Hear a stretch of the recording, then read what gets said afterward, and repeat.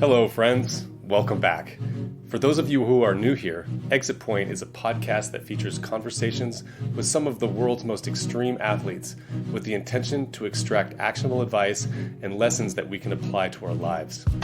If you've already been enjoying the podcast and would like to support our efforts, please consider subscribing on your favorite platform and leaving us a review. It really helps us out by bumping us up on the search engines. And if you're really stoked on what we're doing, you can buy us a coffee. There's a link in the description. Thanks for all your emails and DMs. Your feedback and suggestions have been fueling our energy behind this project. Please keep them coming. In this episode, we speak with Robert Pecnik. Robert is the director, owner, lead wingsuit designer, and test pilot of Phoenix Fly, one of the world's leading wingsuit manufacturers. In Croatia, Robert began his skydiving career in 1982 and is still regularly base jumping with unrelenting enthusiasm. Among other things, we talk about his thoughts on risk and dangers of wingsuit base, and how his passion for wingsuit base has remained so resilient. So with that, let's get Robbie on the track. I'd like to start with, could you tell us about your life before parachuting? My life before parachuting? Well, yes. There is no so much life before parachuting because I started when I was 15 years old.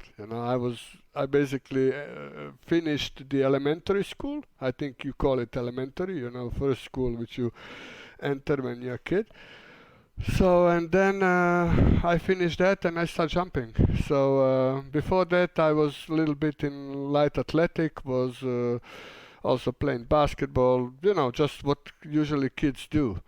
But in very early stage of my life, when I was 8, 9, I started to play with actually making parachutes already, like a models, and also was making a plastic model, this Rival or Matchbox at the time, where you basically glue it all together, all the parts, and paint it and so on.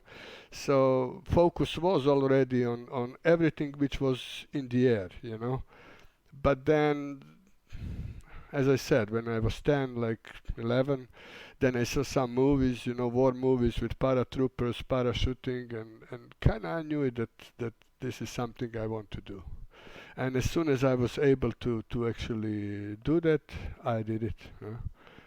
So it was just normal. It was just normal life, I have two brothers, one older, 3 years older, and another, Boris, is my twin.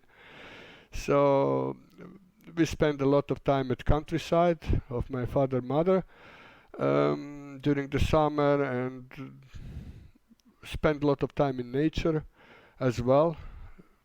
Almost I can say that we were not really city kids, we were living in capital Zagreb, we were in school there, but all the summertime, which is like almost 3 months period in the summer, we spent at the countryside. So that was quality time, I remember very well.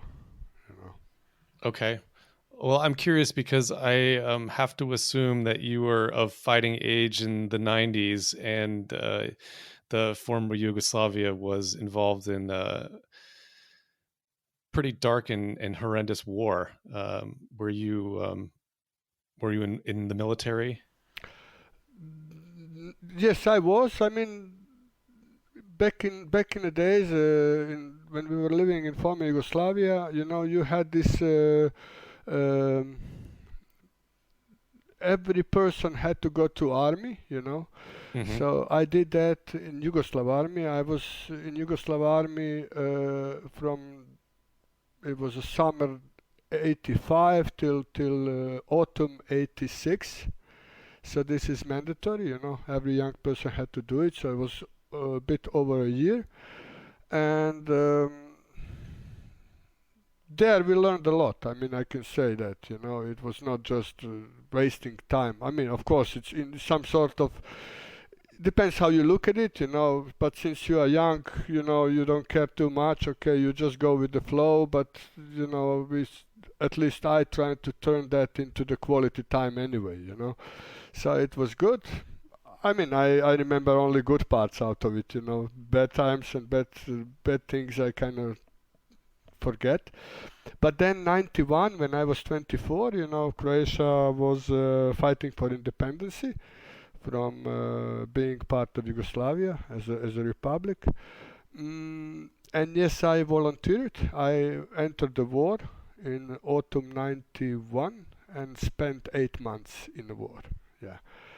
And it was heavy. It was not easy. It was basically autumn, winter, early springtime when things got better. So the autumn and winter was quite heavy, much harder than, let's say, fighting in the summer.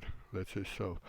But if that sounds strange, but on the other hand, you know, being 24-year-old is actually perfect time for that. You know, it's, you know, physically, mentally, you're just okay. You know, strongest physically, mentally, let's say, still in development, but you know, okay.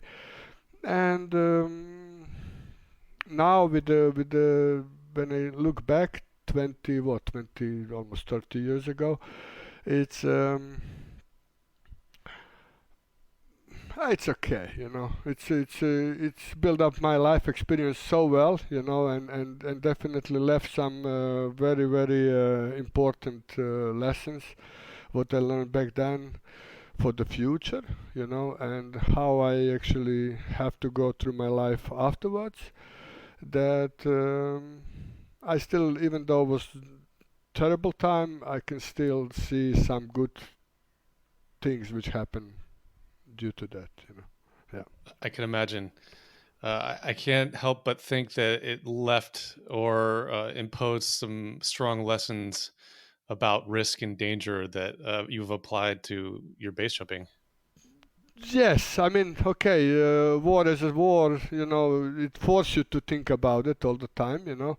But especially about this risk management, I think the also very important part was the fact that actually I started skydiving very early when I was kid, you know. And it's not the same when you know when someone comes into skydiving when it's 35 or 30 or whatever, even 25, and when you enter when you are 15, you know.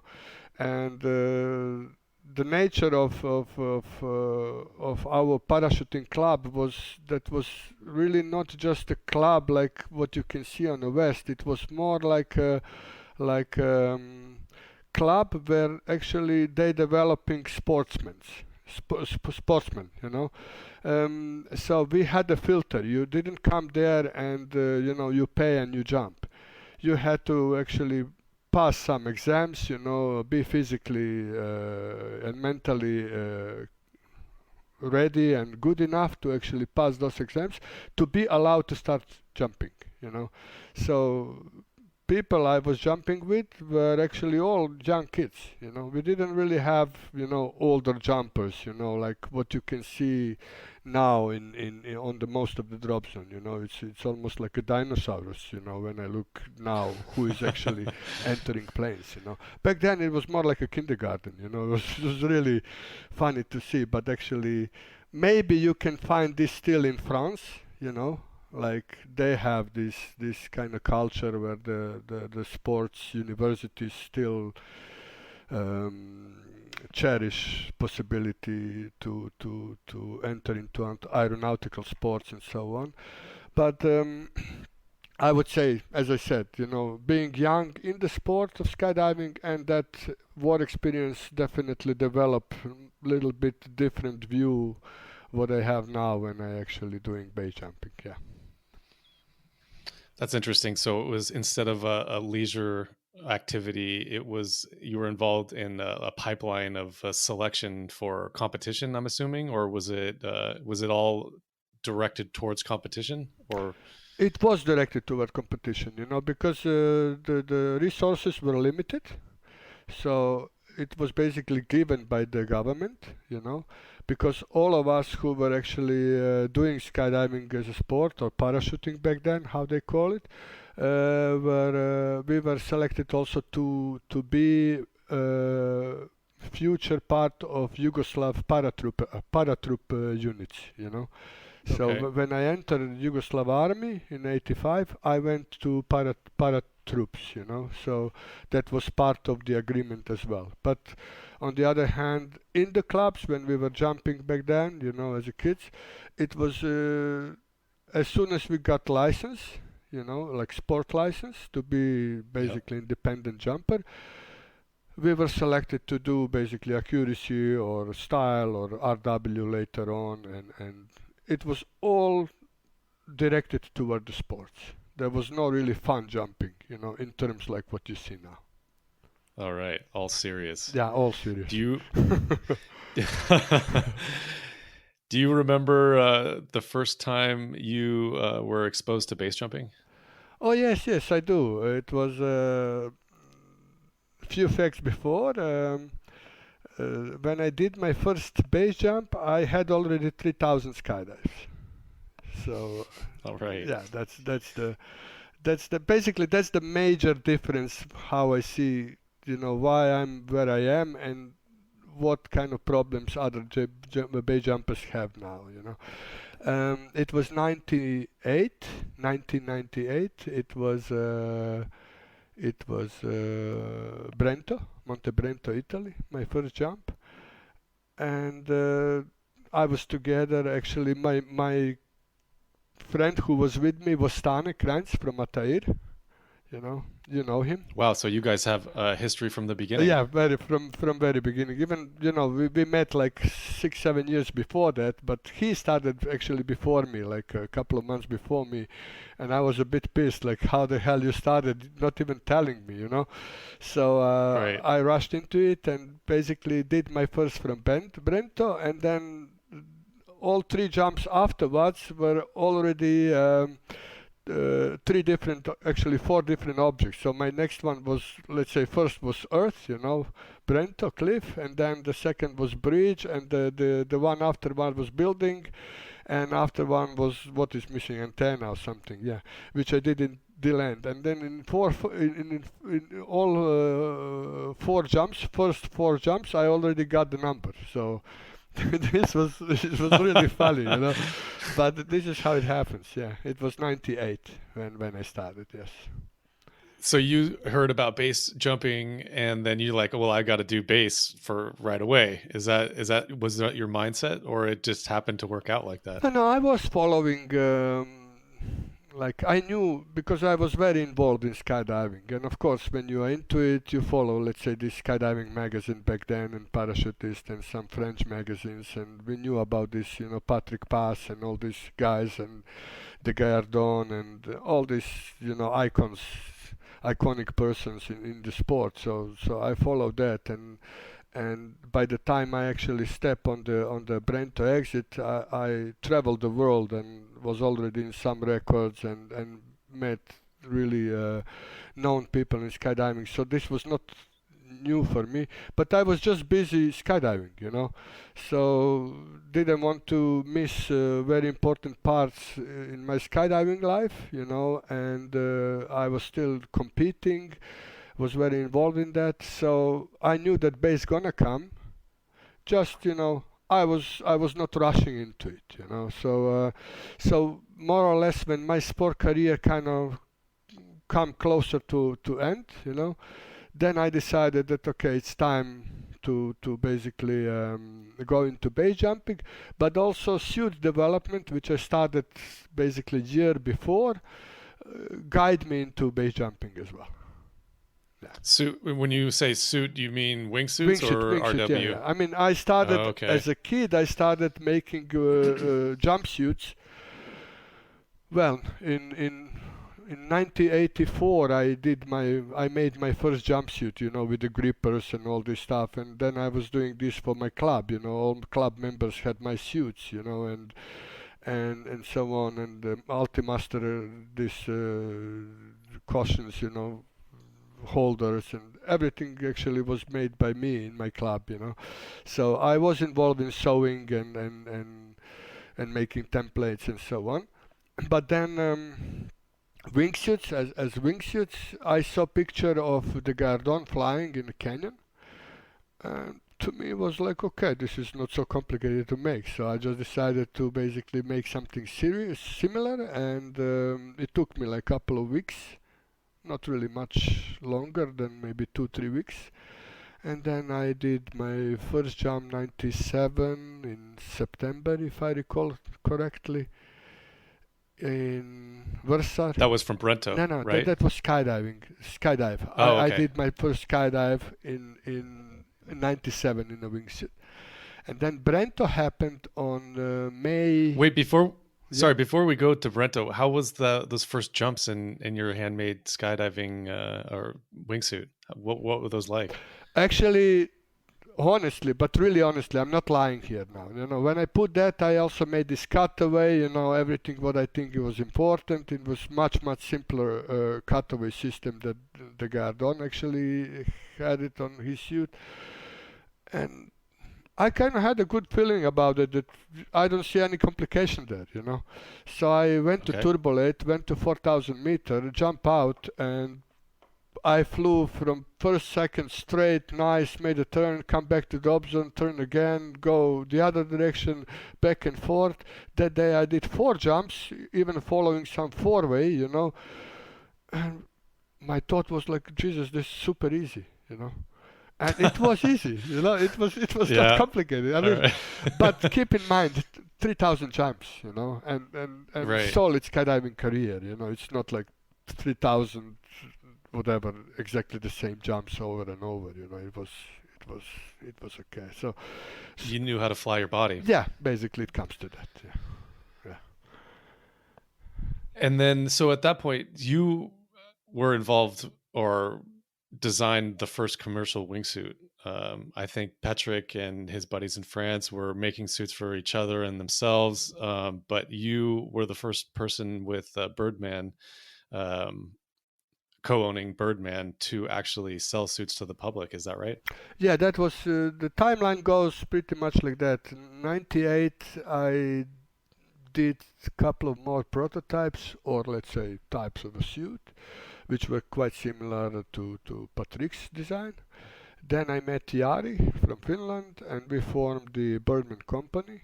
I was designing and making, and he was pretty much PR and salesman stuff, what he was doing. And then we came to Florida. Actually, before that, we were around Europe, you know, and we came to Europe with about like 60 suits what we made beforehand, you know. So just to have those suits in various sizes for people to try and so on. But Europe actually wasn't really successful because we were mostly kicked out from every drop zone we came, you know, because we were like rebels, and it was too dangerous and it was stupid, and I mean it was really a problem, you know. We didn't expect that it's gonna be so difficult, but actually it was very difficult. Couple of, I would say maybe 2 drop zones in UK were welcome us in, let's say, more or less nice way. Rest no, you know. Europe, Germany especially was horrible, you know. France as well, you know, not really welcoming well. But then we came to Florida and things changed. America is America again. They just saw opportunity out of everything, and we started in Florida. I remember Mark Truffer, I think from skydiving. He holds skydiving back then magazine. So we made also interview with him, and somehow, you know, people there were open-minded for that, and things just started well, you know. And then we went to the Quincy, how they call it, Quincy World Boogie or something. It was a big event back then, you know, in this in Quincy. So we were 2 years in a row there in 99 and 2000. We sold quite a lot of suits, and then business started well, you know. So it was interesting time. But what people doesn't know actually is that, you know, from today's point of view, it looks like, okay, what, you make a suit, you just go to drop zone and you just start flying and everything. But actually we were fighting a lots of problem, mostly like bureaucratic problem, guiding problem, teaching problem, you know. There were lots of obstacles we had to go through, to come to the point where wingsuit was widely accepted. So much harder than what people might think. Yeah, yeah. I can imagine, especially when you made those comments about France and Germany. They are not exactly the most like liberal and open to change, especially in high risk sports. Um, the first time I went skydiving at a French drop zone, I was just blown away about how regimented and controlled everything was. It was quite shocking for someone who'd only been jumping in the United States. And even now, the system of rating, as far as like the tail wing having to not extend the feet, and it's quite archaic and very regimented. You know how they say, I just read some time ago, it was Charles de Gaulle, the French leader, he said like how to rule the country which has 256 type of cheese, So, so this says all. I mean, French, they have legislation which is quite complicated. It's, like cars, like everything what they have, it's quite French, But also, also with Germany, they were just afraid, Big impact on all of that was the fact that birdmaning or flying wingsuit didn't have really nice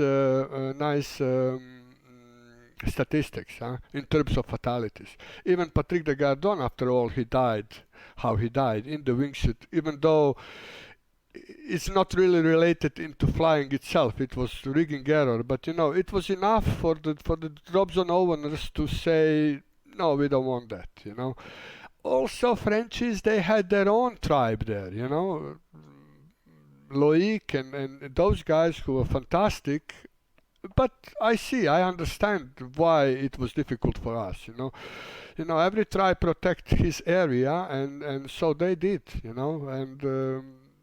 but, time actually smoothed out everything, so it was okay. It sure does. Yeah. So back to base. You were jumping in Brento. You started to see and develop these wingsuits. I'm sure almost immediately you were thinking, wow, okay, these things are going to be fantastic from the cliff. Tell us a little bit about the first experiences you had with wingsuit base. Okay, a few facts. I had my wingsuit jump was my 10th base jump. So my base experience was not so high, but on the other hand, whoever was around me, also their experience was not so high. It was different time, simply different time that you cannot even compare with nowadays. Numbers or let's say knowledge in general. So I remember that day we had the opportunity to actually not hike up there, but to use a chopper because some American came for some filming. So they hired chopper and we just sneak in, Yari and me. And we get to the top, we pull out this two different actually wingsuits. He had one type, I had another one, and okay, it was like, okay, we felt like it's that day, the day for that. Let's see how it's going to be, I wasn't really afraid of doing this, I was quite certain that after all it can be just like a normal skydive, where you're not gonna move too much forward and it's gonna be more like trekking, and after all 10 seconds you just pull and I don't see much danger there. There were a group of German jumpers around, mostly Germans, and what I do remember very well is that when I actually stood on the exit, you could only hear fly. It was complete silence. It was so silent that, when you made your first skydive, what you remember? Canopy opens and complete silence, right? Every jumper, remember. So it was basically the same like my first skydive, when after canopy opens, You are in the middle of the mountain, it was like springtime, it was May, you're expecting lots of noises, nature just waking up from winter and so on, but no, nothing. So everybody were actually expecting to see fatality. You know, this is this is this is how well I explained that. You know, Right. but jump went super well. I mean, it was like 28-second, flight. I Okay. opened. It was on heading. I landed to the main landing area, and then Yari repeated exactly the same pattern with exact number, and people just couldn't believe, and we as well. We were so exhausted mentally, and I can imagine. yeah, so that one jump was it for that day. I didn't have any urge to run again to do a second jump. No, Yeah. it was very interesting, but I knew that this gonna be interesting. That we just pulled the dragon out of the bag. So you did realize at that moment that potentially that this was going to be a life-changing experience for you. That decision that it's gonna be life changing experience already actually came just by the fact that we organized the company. We were already making suits for our skydiving trip, so I couldn't pull back from that position. But that All right. Brento jump basically assured me that yes, it's gonna be a big trip. It's gonna be Mm. something different, even better than I thought it's gonna be. You know. And from then on, because as long as I've known of you and known you, you've been primarily focused on base jumping, like your external presence with your company. I mean, of course, it's massive in the skydiving realm as well. But I see you more as a base jumper now than a skydiver. Would you not agree? No, that's correct because also the timeline is so, when these social medias and skydiving movies came out, and when things starts to be more approachable for others, my skydiving career already was coming to my end to end. Yeah. So and then my base career actually just started. So of course for the audience, those people who knows me, of course they know me as a wingsuiter or wingsuit developer and base jumper, which is correct, and I agree. Yeah. Although my skydiving career is quite nice and it was quite long, but as I said, it was in 90s and 80s, so it's natural that people see me as a base jumper more. And at the end, I see myself more as a base jumper now as well, of course. Yeah. So I mean, there are other smaller manufacturers out now, but there really are just two at the forefront of innovation. And I mean, you were there for the first commercial operation, and you've remained there at the forefront since then. Can you tell us a little bit about your process in research and development? Because I have to assume that it's changed quite a bit throughout the years, or perhaps not. Yeah, that's very controversial subject. Depends. I was thinking a lot about this. Where are we as far as development? And I often compare this development with the canopies, skydiving canopy development. One would say that actually canopies are way different now than they were like 30 years ago. That are much faster, much better, this and that, And but then if you look at it, and if you really go for data and so on, not for the feeling and not for the marketing, you would see that actually Stiletto, the canopy which was made in '93, is still basically a good all-round canopy, and people still jumping with it. Then you will see that actually. Glide ratio of skydiving canopy, it's always statistical or always theoretical, 2.5 in all charts, and you come to the point where actually you realize it's aerodynamics and it's about span and lift. And then when it comes to the span and lift, you realize that as long as we have 2 meter span, it's gonna be that much lift and that much glide. So in terms, if you look theoretically, we didn't really make a big step in these last 10 years. What really, I mean, like a glide-wise, let's say. What changed is that, of course, these little improvements in wingsuits, what has been made by all the companies involved, you know, about Phoenix, Tony, or Squirrel, or S-Fly, you know, which was back then, is that much bigger numbers of jumpers actually enter into the sport of skydiving.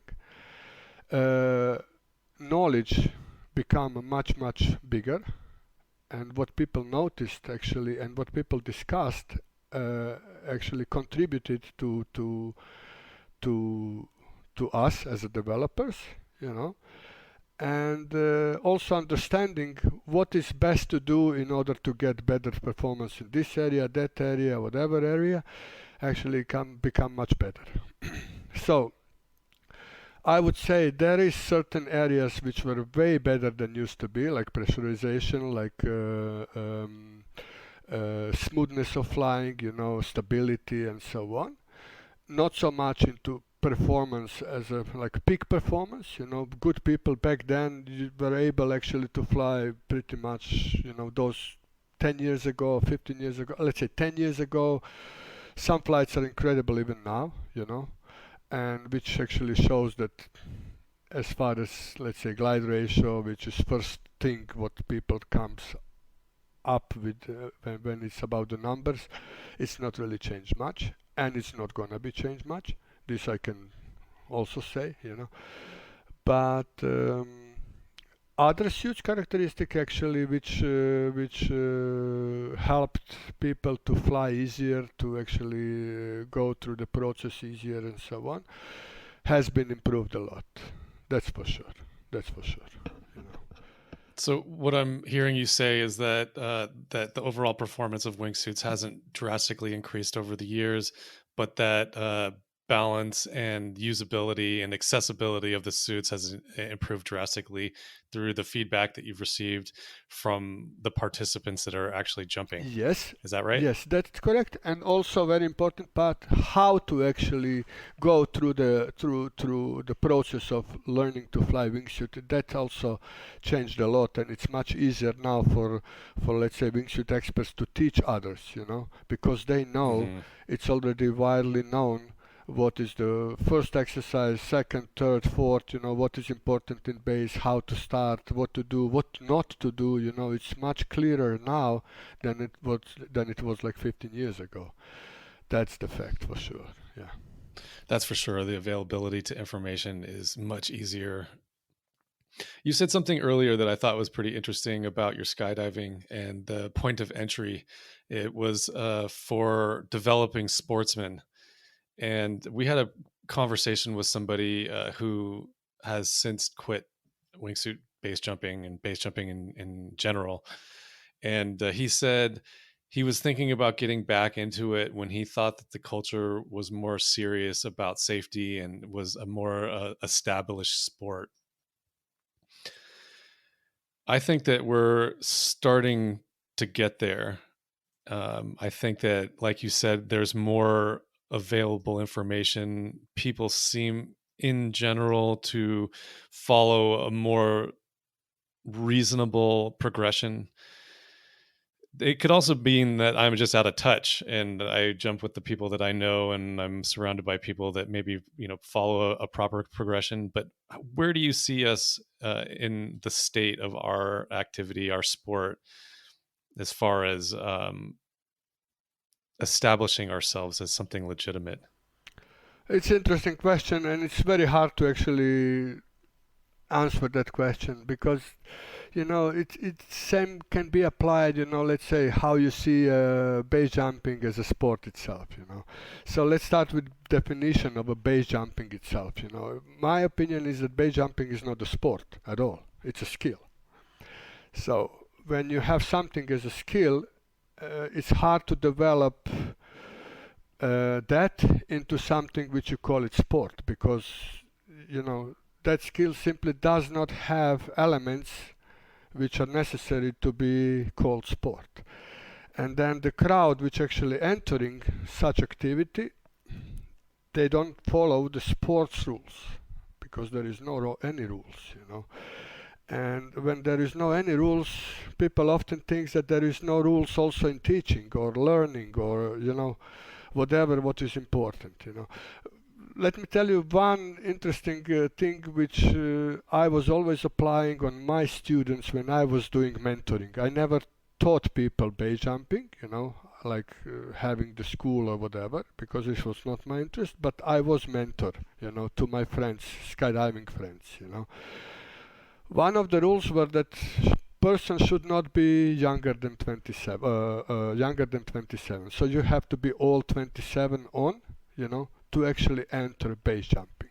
Why this was important for me, so that I have in front of me a person who understands that it's not only about the good things, that also bad and very bad things may happen. So, I find out that someone who is younger than that has hard time to understand that, he can lose everything.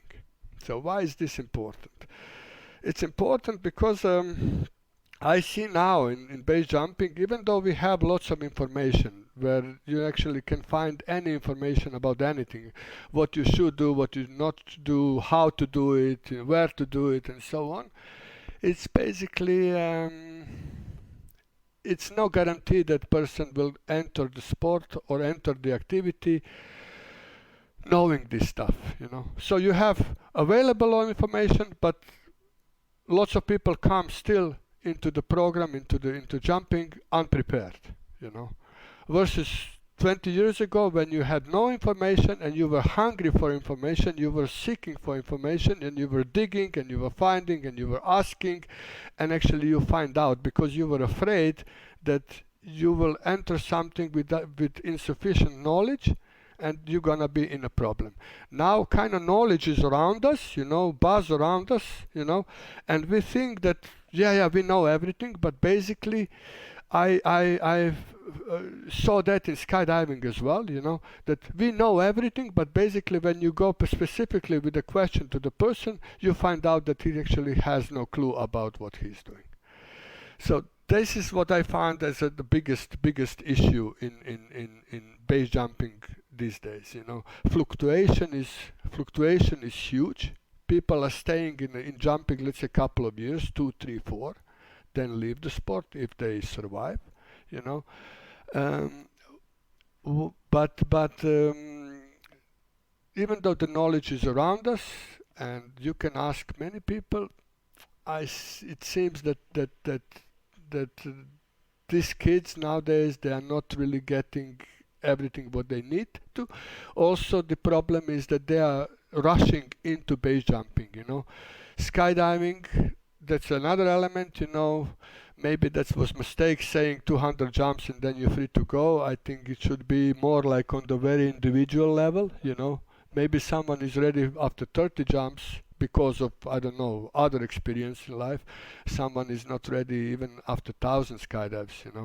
So it's hard to judge there. I mean, basic schools and how to develop these schools, it's a much bigger problem than it may appear on the first sight. This is how I see. Yeah, there's a lot there. I think the age of 25 or 26 makes a lot of sense because, what we understand is that the human brain doesn't come to full development in a male, particularly after 25 years old. So having your brain actually functioning at 100% is probably a smart idea before you get involved in something like base jumping that has tremendous consequences.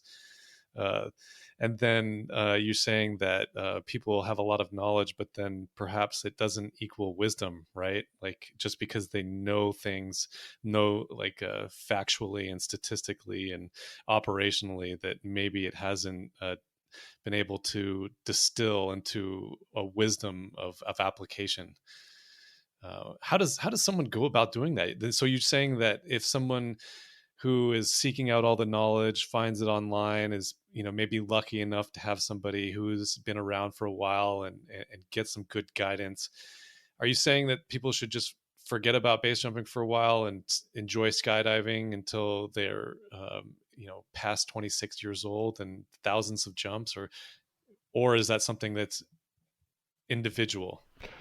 Definitely it's individual. I mean, I'm just saying from my perspective, from my experience, I wasn't ready. I mean, I doubt if I would be actually jumping starting earlier, even though it's back then was much harder because equipment were not on the level which is now. It's uncomparable what we have now and basically 25, 30 years ago. I mean, that's something also probably regular bay jumper nowadays has no clue, but vented canopy, like it would be, what is this, like Right.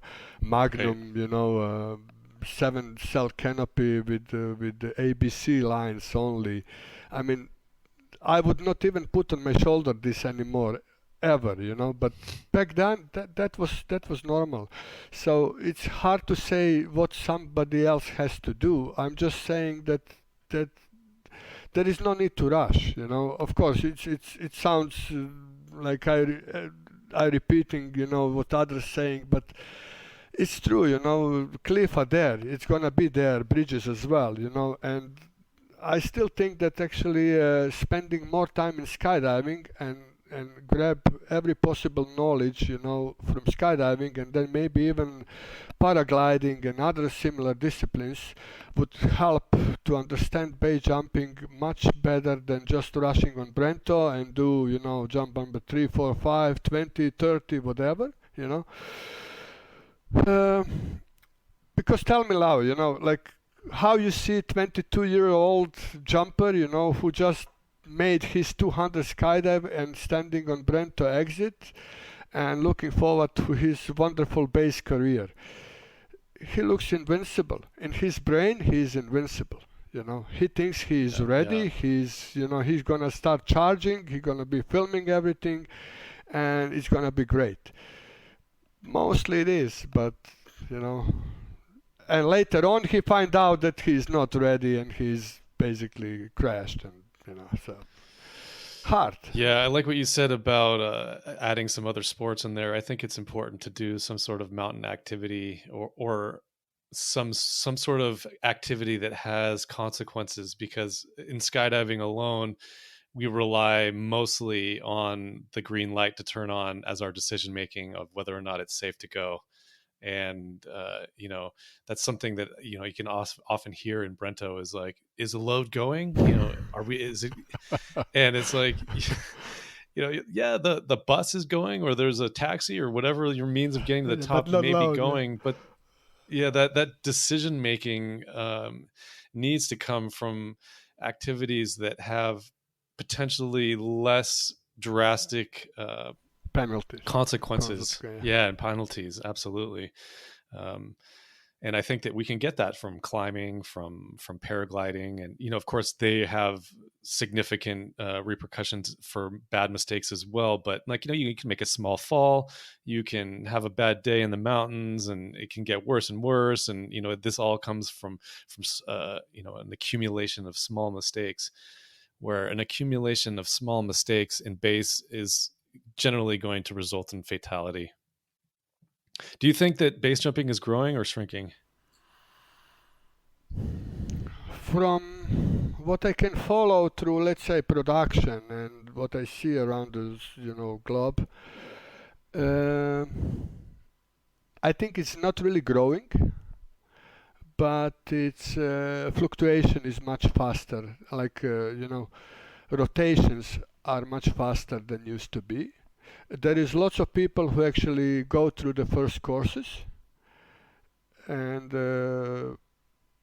many of them stops, many of them continues, but only for 2 3 years, and then other generation goes, and again it's almost like whatever outdoor activity, it's way more accessible now.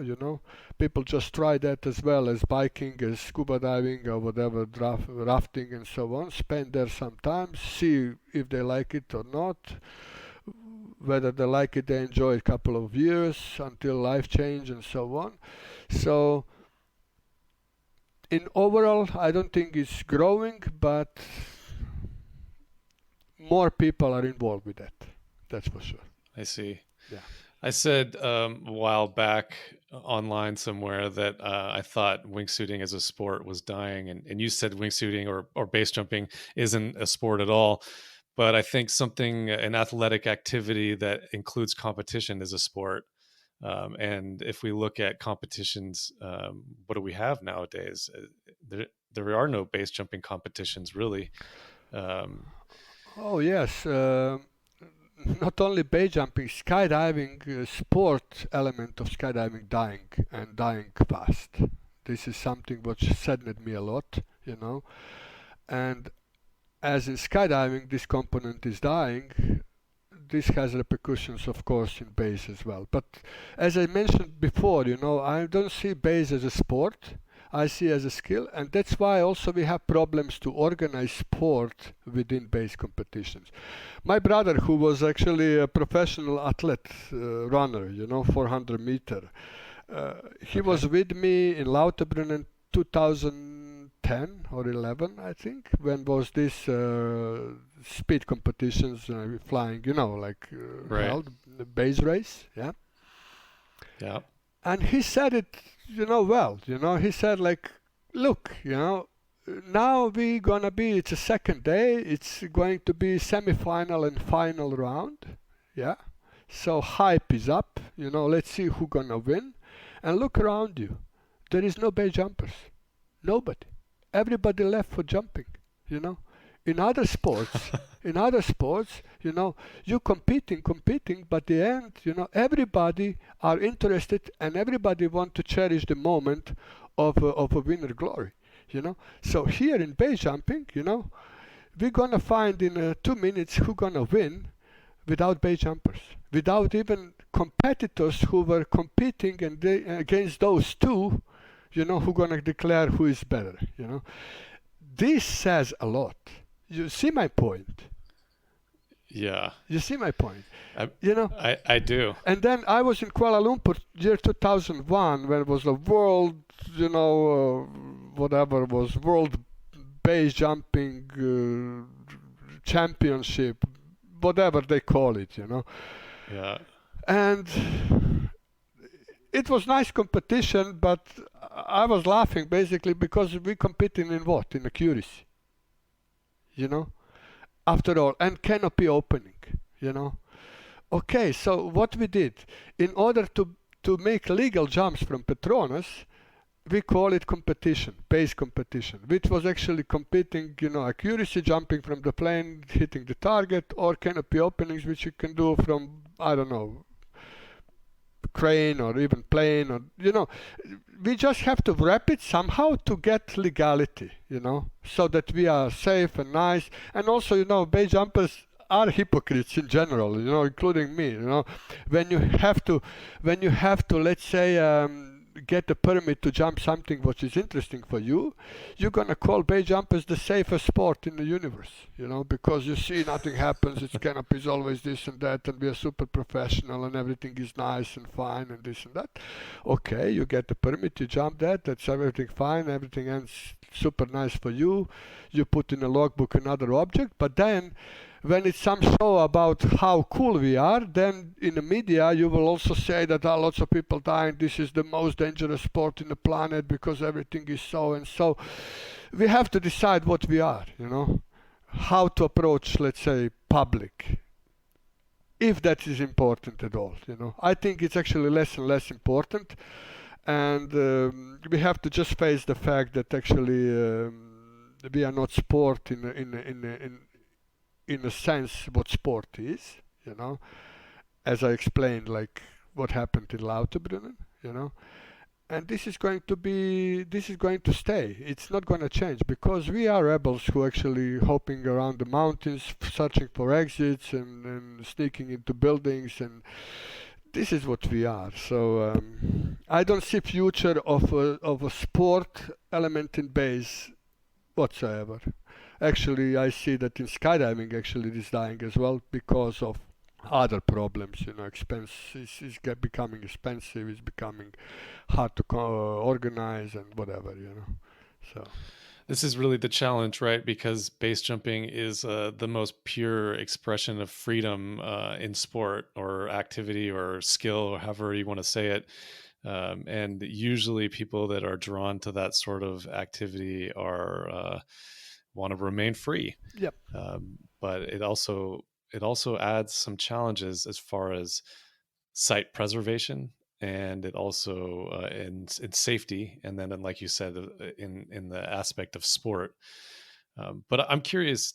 I think this is a good way to segue into your thoughts on risk and danger within base, because like I think that we could maybe throw on an equation for experience in base as number of jumps times years in the sport, right? Because you don't have to do a lot of jumping, but then be paying attention to what's going on, and every year you get a little bit more and more understanding of what it is that we're actually doing. So I would say that you're someone who is at the very top of experience.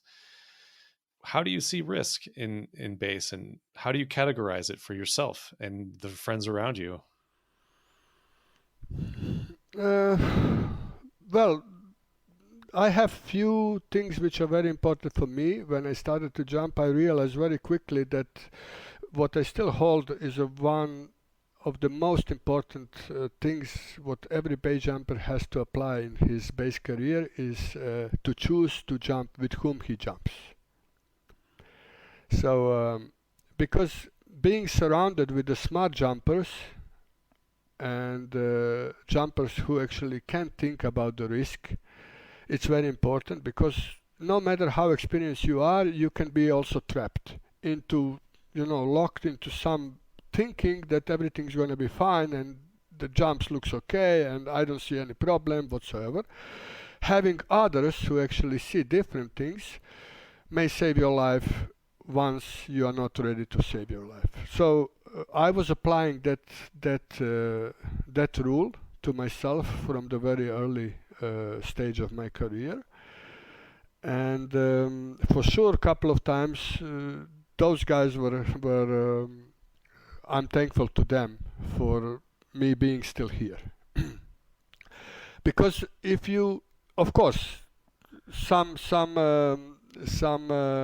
bad things about having that rule is also very visible if you are basically, let's say, less travel, because you depend on this group, with whom you're jumping.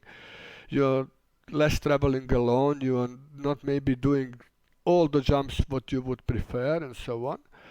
But as long as you know that you have that rule for your own safety, it's okay.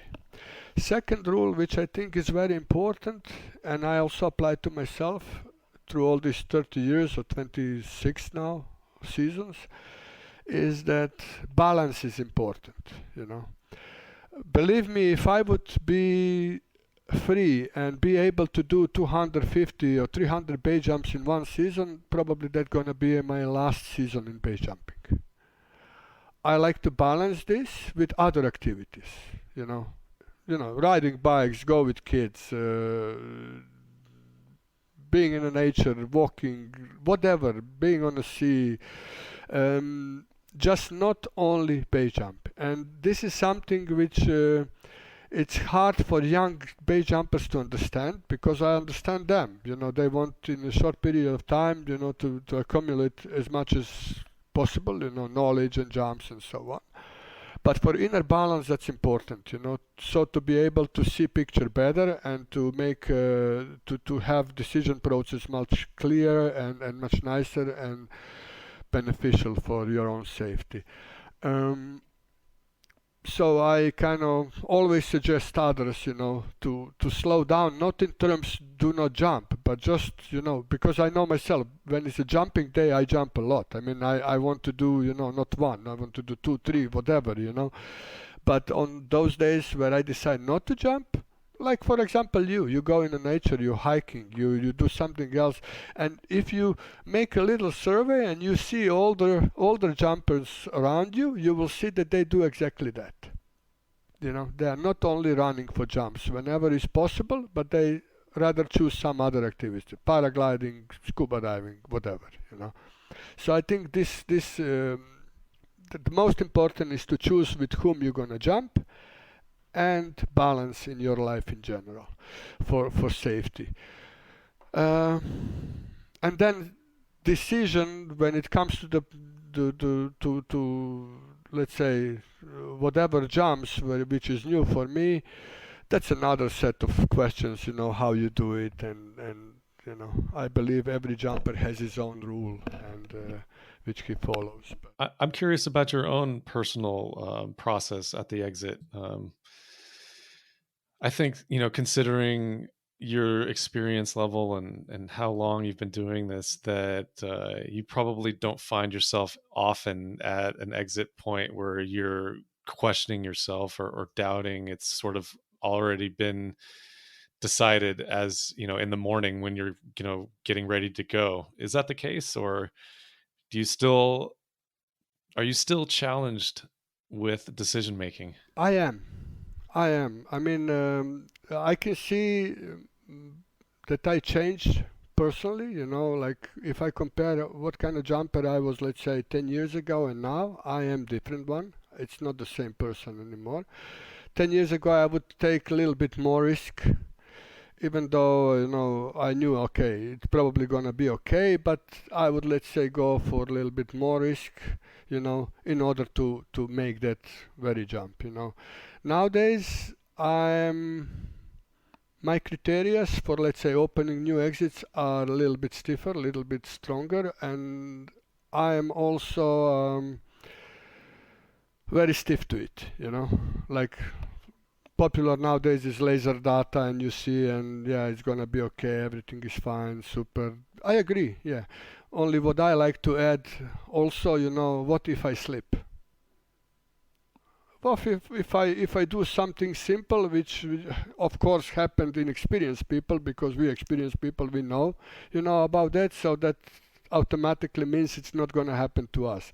Well, statistics shows that it happens to us actually even more than to inexperienced people because of that mistake. It's not going to happen to us. It happened. It happened to me actually 5 years ago on one Slovenian cliff, which was slightly positive and not particularly long. I slipped actually drastically, very bad, and Wow. yeah, and what Was it like there's pebbles or what would like I poor was was a there kind of grass or rocky grassy, and I didn't really. It just happened I didn't actually put enough attention to it, So I pushed and both legs just went up, And the next fragment, on a slightly positive, I found myself basically close to scorpion position, and believe me, I actually stretch my back better than Nadia Comaneci, probably, this is gymnastic, in order to keep my chest presented to the air. And for like 5 seconds, I was flying basically like a meter off the wall all the time. So, so after that, of course, you change your mind and said, okay, it happened, okay, I cannot go through this. Just happened. Never mind. It's mine. Yeah. And I just add this little equation into my calculations for later on. So what if I want to have enough room to clear if that happens? So if that means that I'm not going to open super short exit, I'm fine with that. I'm totally fine with that. Especially what I like to add, those super duper short exit usually has a shitty line, and and my flying, I enjoying flying lines. I mean, I'm not lying, I'm not really flyer who cruising, and enjoying landscape and so on. I like to fly the line, So from my first appearance in bay jumping, this is who I am. This is who I'm going to stay. And knowing that, I know that I'm not even interested for, let's say, some lines which are just another exit. So, and I'm fair with that. Also, I like to say always to new jumpers, nobody dies in a smart way. It doesn't exist. It's always mistakes, and more stupid mistakes is you are just more pissed. So if you look through that perspective, decisions are quite clear what you have to follow. So this is how I see things.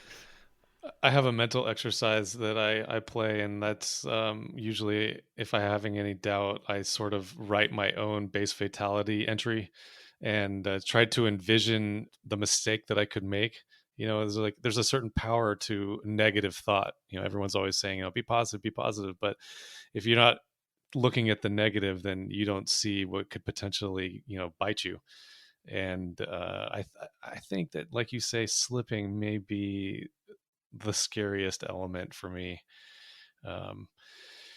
Because that's always one that can just like make us just a tiny. Everybody slips in their life. You slip on a when you're exiting Yeah. the house and it's raining outside, or you're on a walk and you're not paying attention and you slip. It happens to us. We're humans.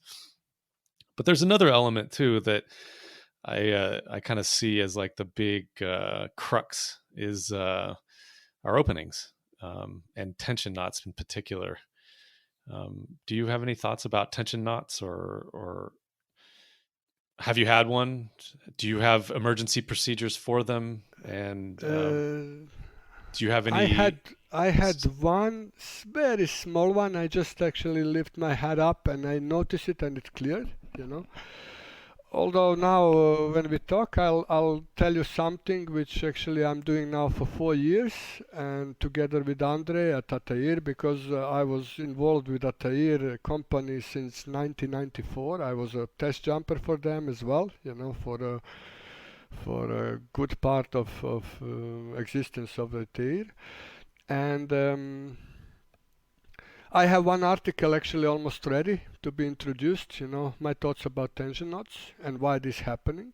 And it's a little bit different than after these 4 years of testing and so on, why this happening. And I have to see with Andre when we're going to go out with that and so on. Uh, True, I think this what we're preparing gonna give some answer to what to do and what not to do, because since I start to apply that, and it's about central rubber bands, central, it has something with that, with primary stowing, and also with construction of the canopy itself, and I think this gonna give some answers, positive answers to the future, because all the jumpers who've been applying that change on Atair canopies hasn't got any tension knots ever in the last 4 years. So statistically, that's good, So I believe it's going to change the at least will save some lives in the future, Opening itself, I can say that since first wingsuiting, when we start base wingsuit, and now it's drastically changed to better, because of the benefits new wingsuits actually can create, like slowing speed, different presentation to relative wind, flaring, and so on. In opposed what used to be before, full speed and then just bang and Well, then bam.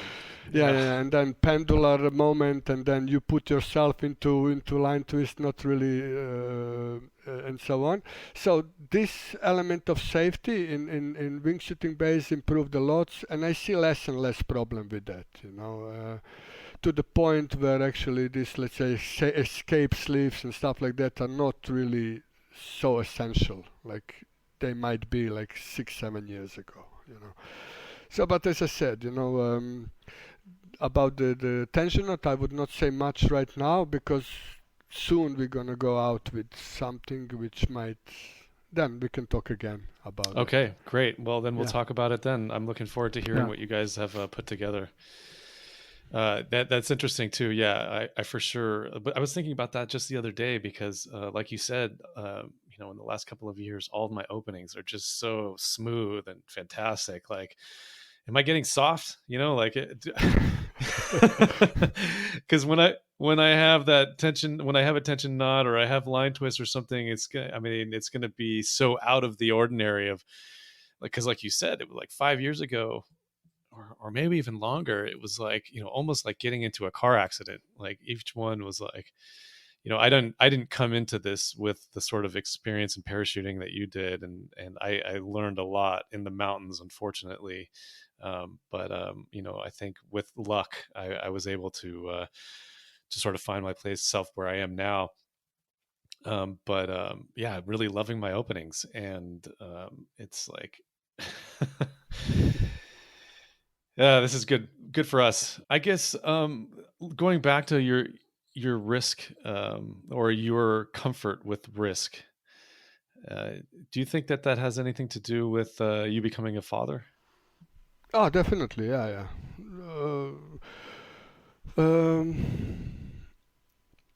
I often said, since I already said that I'm very into, when I wingsuiting, I'm into basically terrain flying, you know. I am saying that actually I adjust my risk management so that I'm not so close anymore, you know. Even though, you know, people have problem to understand that, but since you are flyer as well, you know, you would understand like many others, you know, it's, you know, if you move away a meter, you know, that's a lot, you know. But it's not about actually how close you are to something. It's whole understanding of what you're gonna do and when you're gonna do, you know, than just how close you are at a certain moment in your flight, you know. Put it in different words, it's, let's say, maybe 10 years ago I would pull some line, you know, even in conditions which are not really good, you know, in terms of winds or thermals or sinks or visibility. Nowadays, this is not even question, you know. I would do something when conditions are, let's say, close to perfect. This much I changed my approach to jumping, and what I mentioned before, this extra, you know, altitude, let's say on exits, on new exits, or even on older exits, you know, mm, so to calculate possibility of slipping or bad exit or whatever, you know. So I am thinking that it's possible to have a nice career and to continue base jumping, you know, and control your risk management well, even though you are father of two, three, four, whatever kids you are, you know. And there are some people who has kids and some Frenchies who are extraordinary good jumpers, you know, and still does that. So after all, risk is always around us, you know. So it would be stupid to say, you quit that and you are safe now, you know. Also in base jumping window is it's a risky spot has one good thing is that, and that is that, you know, when we jump, we are exposed to risk actually quite short period of time, you know. Let's say alpinism or some climbing, you know, where you're exposed hours into the same kind of risk, right? Or paragliding or speed riding, where actually, you know, it's kind of similar or longer. So it's not all the elements talking against base jumping. You know, I think understanding is first necessary to to to understand what we are talking about.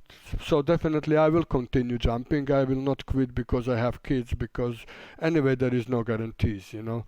But I will be responsible and will try to be as much as responsible I can be in order to, well, be a father, you know. Absolutely. That sounds very similar to my own perspective. I know that I struggled at first with fear.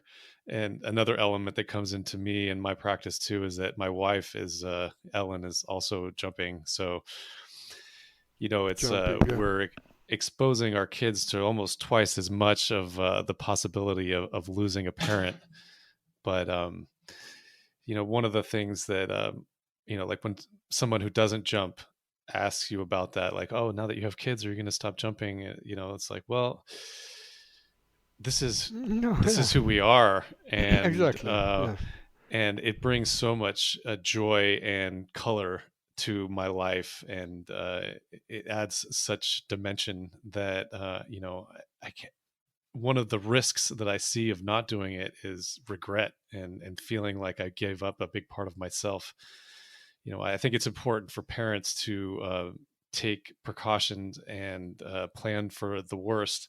You know, not just leave your kids as orphans with no money or means of survival, but in a responsible way. We're not just throwing risk into the wind. It's we're trying to live our best lives at the same time.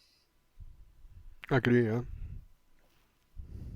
Let's talk about another thing that I think that you've been quite at the forefront of innovation, and some might even think it's a step backwards, but it's really changed base in a big way, is the onesie. Oh I yeah. mean, it's when you go to a popular jumping site like here in Maglin or in Lauterbrunnen. I mean, there people are jumping onesies, and people are jumping one suit, piece tracking suits, and it's extremely popular. Like, tell us about the development of that, and what you think about it.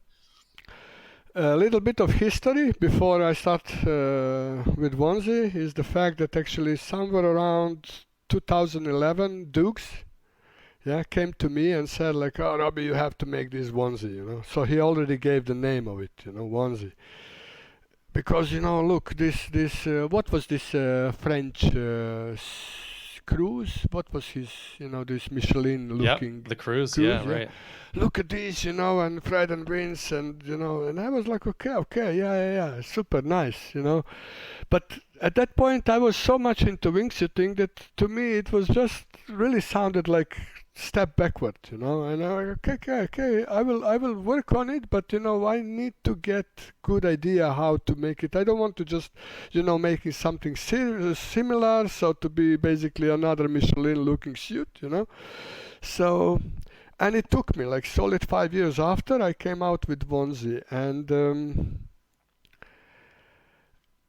what to say, I was blown out, like when I jumped it and when I see actually what I got in hands, even though the first one, the very first one, was difficult to fly, balance was a little bit off, we corrected quite quickly, uh, but I was basically surprised what I developed, like, I mean, even now when you look like the surface of that thing, with the glide, what it actually provides, and especially easiness of handling and how it flies, where basically an inexperienced jumper, all what he has to do is to put hands back and be flat, suit does the rest, let's say 80% at least, the next 20 is up to skill.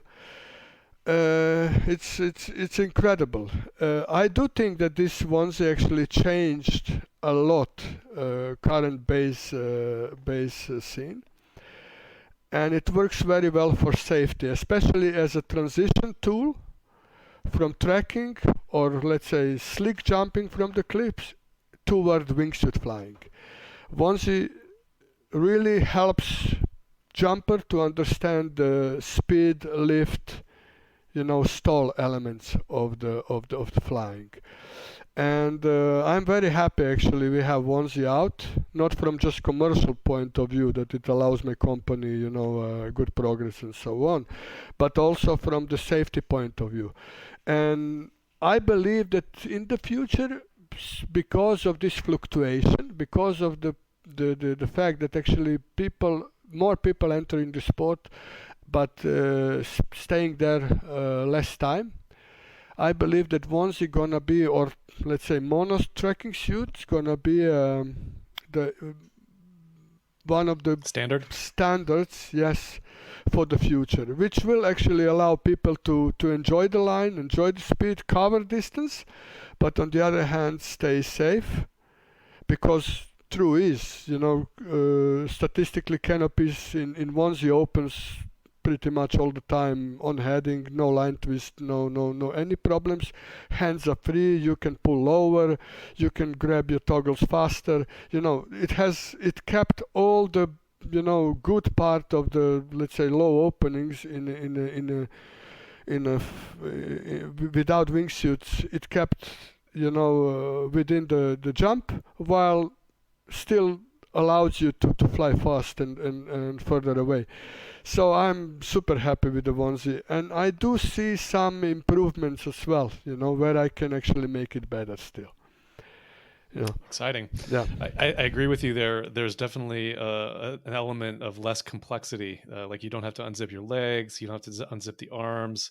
The flaring and pitching process is more or less more Same. basic. Yeah.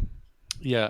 And I think like one of the safety elements that's really attractive too is that when you get off balance at the exit, your arms are free to sort of help balance yourself out, whereas you're sort of confined in the straitjacket of the wingsuit.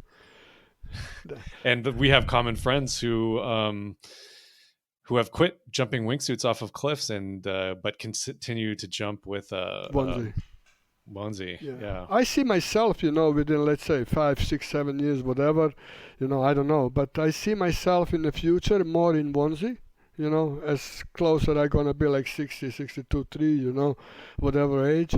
It's not far from that. I'm not far from that age, But I see myself actually doing more onesies in the future. For sure. So you can still use your cane as you get to the exit point? Yeah, well, for that, that's actually it's getting harder and harder, but I work on that as well, lots right. of activity. You are working on that, right? I mean, I see we follow each other on Strava, and you're putting up some impressive regularity in your running and your training. I'm surrounded with goats, in Slovenia and Italy, Dolomites, youngsters, 30 years old. I have to keep up with them. And I found out that the only way to keep up with them is actually to put lots of energy into being in good shape. Because it's not only up to following them, but once you get on the exit, and you have to be fresh in order to actually perform well. That's another element which people cannot see on a video. You see jumpers standing on the exit, but you cannot see mental or physical, condition of the jumper. And that element is super important. So I find out that if I want to continue in a positive and progressive way, this is what I have to do, and I'm doing with the happiness. I mean, it changed a lot also my approach to jumping. Yeah. So I advise people to actually do exercise a lot and do something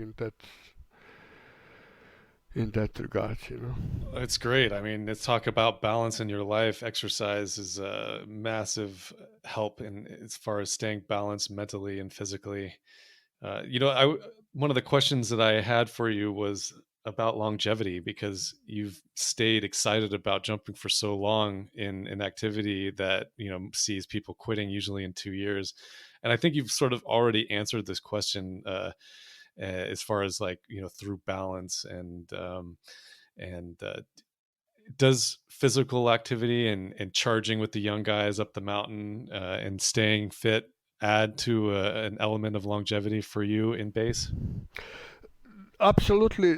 I mean, for years already now, after being 7 seasons in base jumping, it's not about jumping anymore much, because most of the jumps I already did, so as I explained, I'm not rushing into opening new exit just for new exit, because this is not interest. For me, it's more interest about flying. I like quality flying, and definitely, to continue, I like actually the group of people I'm jumping with. I'm enjoying actually whole day, since we start, we meet, then since we, do a hike and land, and so all this, energy is what actually attract me to keep going, and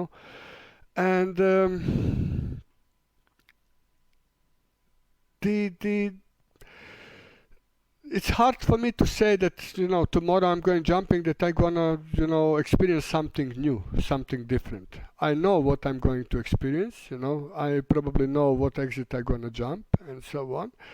But I just find it that it's something, like you said, if I'm going to decide to quit, big part of me gonna be sad, and the most important element is that I cannot see the reason why to quit, just because I'm like 57, or just because well, not many people of your age are jumping, or just because it's too dangerous.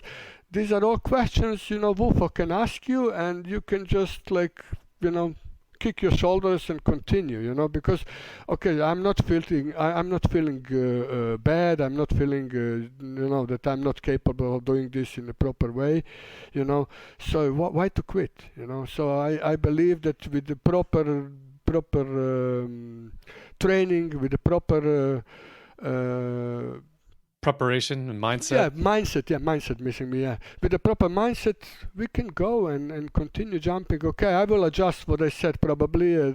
I will do more onesies in the future probably, as I'm gonna start feeling that maybe wingsuit is complicated because of those reasons, zippers, legs, this and that, because we're not gonna get better, physically. We're gonna degrade. I mean, I'm definitely aware of that, So, right. But also, after all, being that long time in base jumping,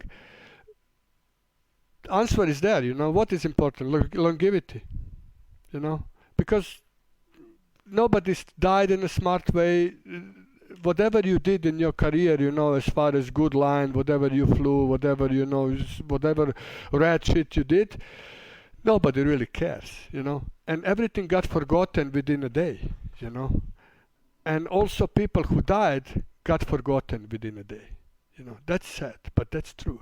My good friend, Chico, he said, after all, it sounds very rough, but after all, your kids, if they are not too young, and your mama gonna suffer, and nobody else, after all. And that's true, this, I mean, it's a tough subject for the end, but basically, if you think about it, he pointed right, So I think it's important to actually set a goal. If you love base jumping, so much, longevity is the way to go, for sure. I definitely agree with that. That's a lot of profound statements right there, and food for thought for a lot of us. Before we go, or before I let you go, there's one thing that I want to talk about, and your thoughts about competition amongst manufacturers and a subsequent, in quotes, brand war. What do you think about some of the tribalism that is surrounded in base? Oh, yeah, that's okay. I have a privilege to be basically the first company present in the world of skydiving, base jumping with the wingsuits. Yeah, and since I was first, I was the subject, I might say. I was the subject to attack. Which is natural. Whatever company came after, they wanted to be better than the Phoenix Fly, right? Which is totally natural, because that's a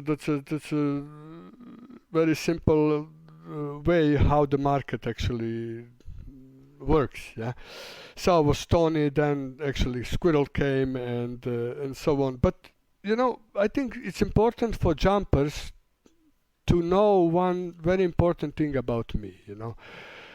When I started company, not to be the biggest and the best. I started company because it was really challenging in order to see if this will even work. And with that company, when I actually made my first wingsuit, also I was developing wingsuit for myself and how I see wingsuit flying. So you are long enough in the sport and you remember Sky Flyer type of a suit. Remember? Right. And yes. if you remember Sky Flyer, and then if you see Vampire now, what is common? This hole between the legs and the deflector, right?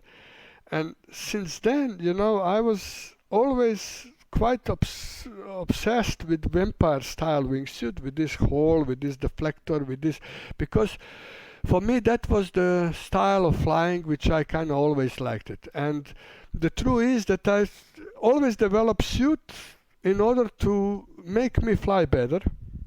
And then second thought was what market wants, which is different, or at least I believe it's different than what is now, where we listen market and then we fulfill what market needs, They like bigger suit, smaller suit, that suit. back then was different for me, you know.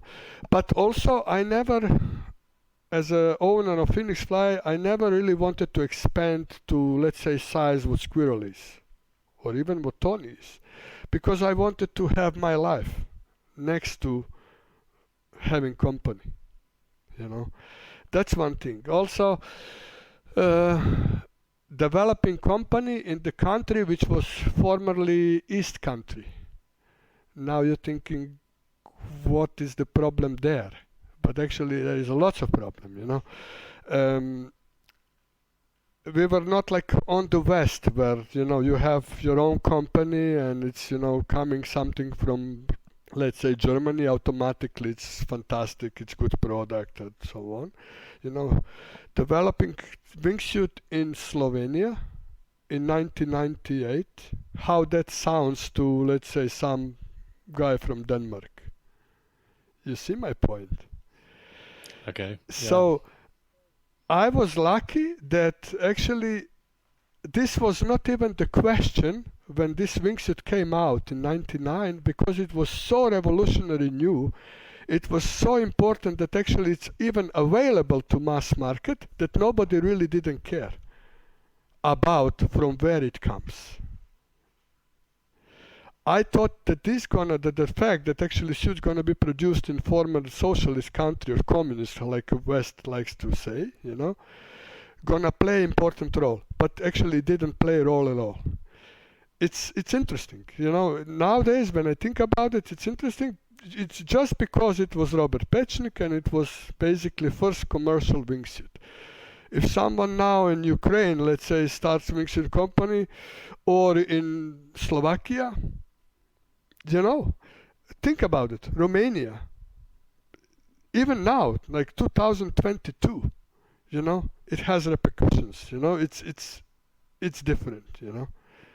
So I was back then when I started that, I faced lots of problem and lots of doubt what it's gonna be, and my goals were going along with that, you know, just to survive and have happy time and do something I like and do it for myself and then for the market. So I was doing wingsuit for myself and for the market, you know. How many companies can say that nowadays, you know? Not only in flying, just in general, you know.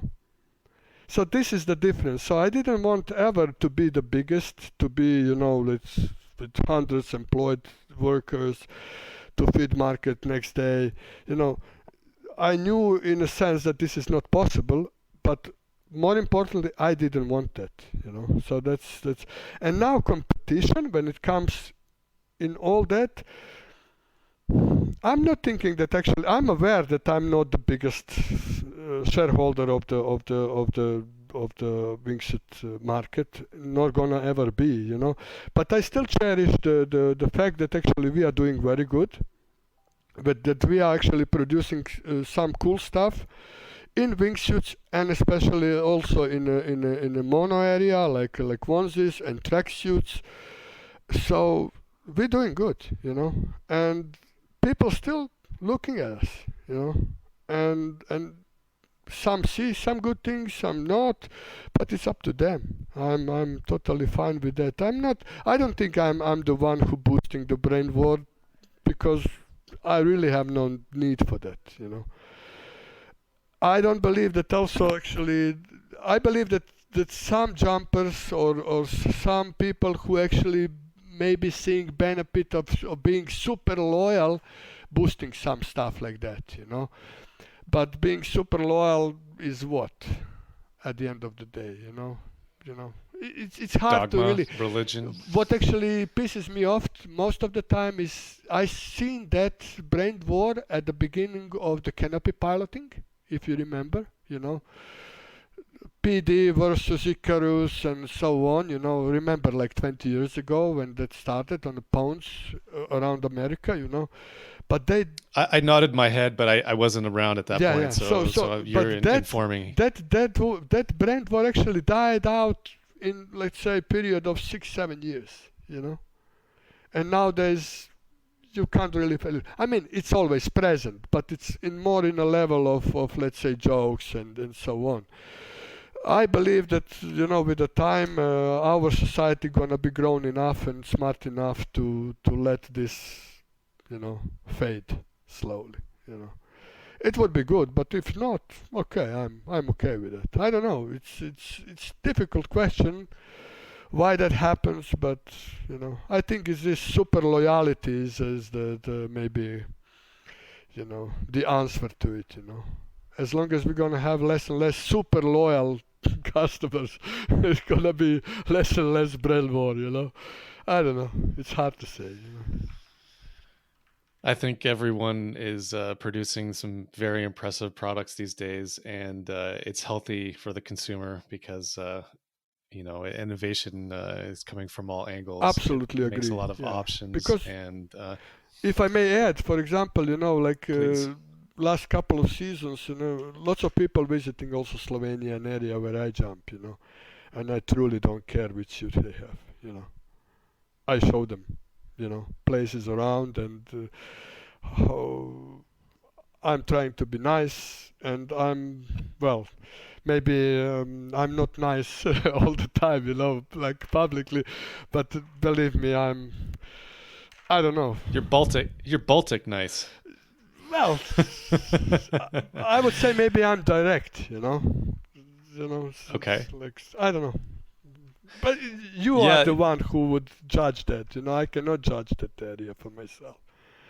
So that is I've always I've met you on a few occasions, and we've had some correspondence over some issues and questions that I had, and I've always considered you someone that's an authority on the subject, and I've really valued our conversation today and all the feedback and information that you've provided me over the years. So thank you very much, Robert, and I look forward to talking to you later when you guys come out with your Attention Knot report.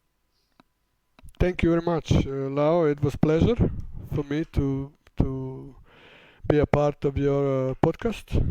And yeah, see you another time. Huh? All right. Yeah. Thank you. We hope you enjoyed this episode of Exit Point. Big shout out to Mark Stockwell, our co-producer and editor. I don't know where we'd be in this project without him. If you see him on the street, give him a big high five and thank him for everything he's done. And remember, we love hearing from you. So any comments, questions, suggestions on future episodes, please feel free to hit us up. Contact information is in the description. Until then, see you next time.